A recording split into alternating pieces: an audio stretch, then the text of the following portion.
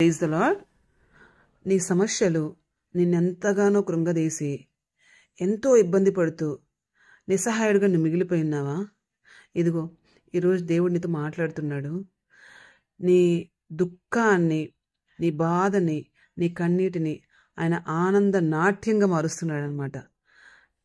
నిజంగా ఎంత సంతోషపడతావంటే ఆనందంతో నువ్వు గంతులు వేసే విధంగా దేవుడు నీ జీవితాన్ని మారుస్తాడు.